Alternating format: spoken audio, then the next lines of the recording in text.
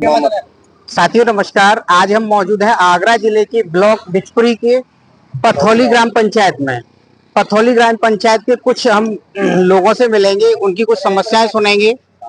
तो सर, क्या नाम है आपका? छोटे लाल। कहाँ के रहने वाले हो? पथौली के। क्या समस्या है आपकी? समस्या जो है कि नाली में बड़ी पड़ी है, बरसात होते तो नाली चौक है गई बिल्कुल। ग्राम प्रधान से इसकी शिकायत की आपने? और अधिकार सत्ती जाके फिल्टर के पास में रोड पे पानी भर जाता है, समस्या घोटू घोटू पानी आ जाता है। बाकी ग्राम प्रधान से शिकायत की आपने कभी?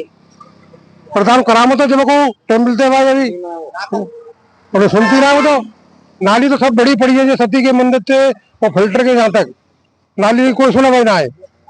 वो जो कहते मैं क्या करूं भाई, बताओ।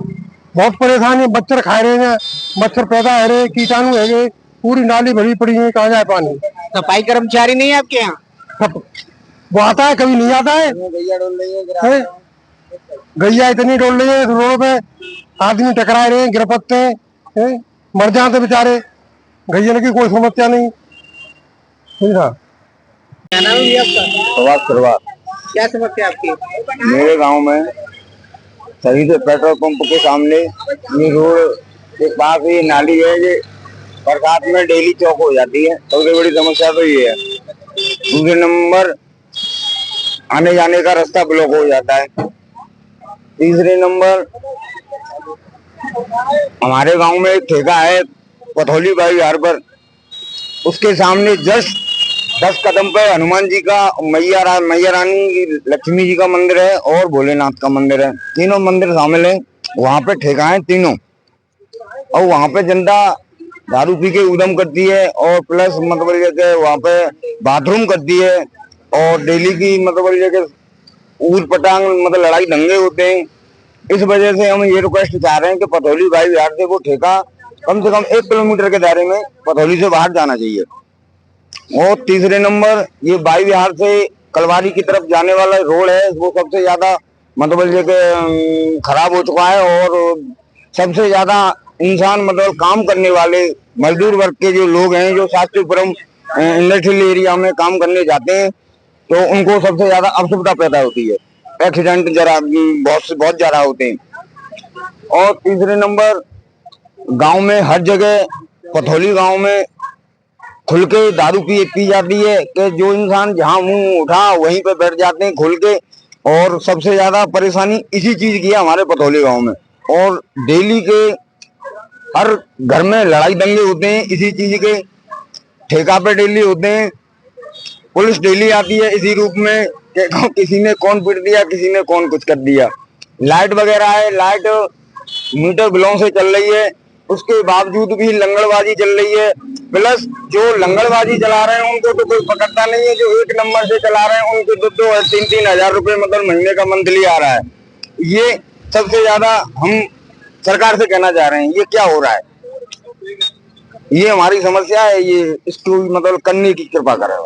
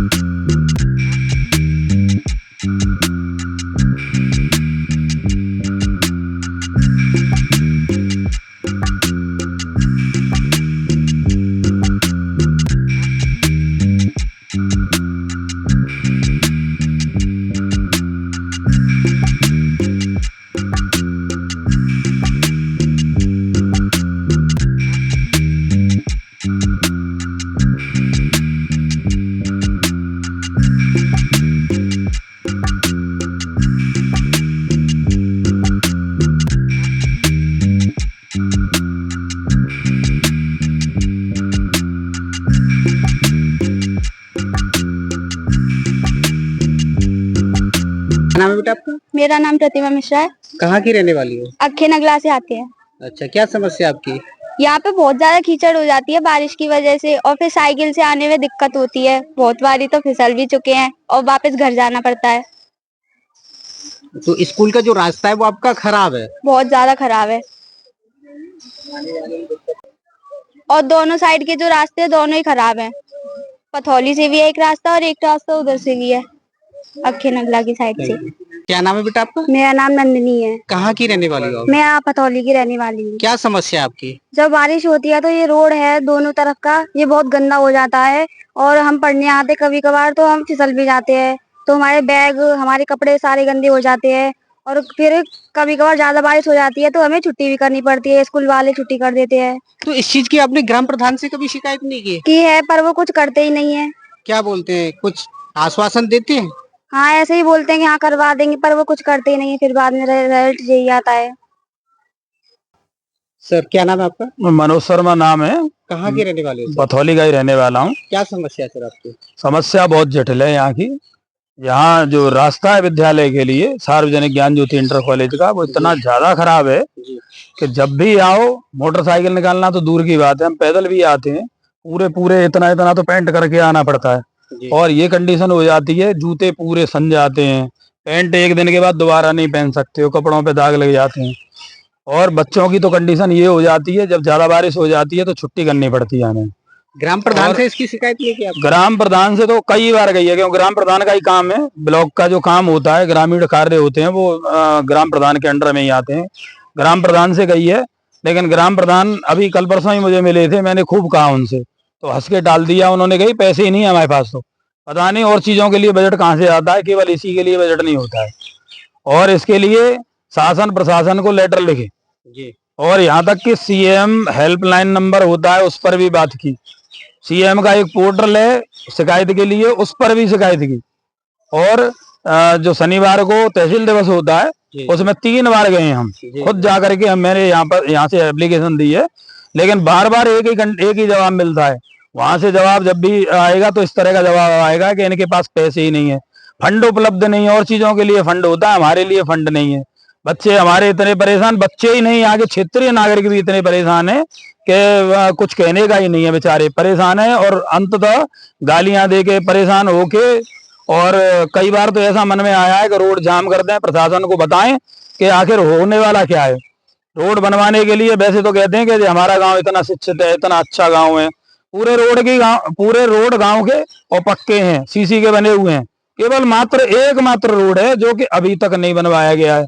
पता नहीं प्रशासन सो गया है कि किसी ने कुछ कर लिया है, रिश्वत ले ली है, पता ही नहीं क्या किया है।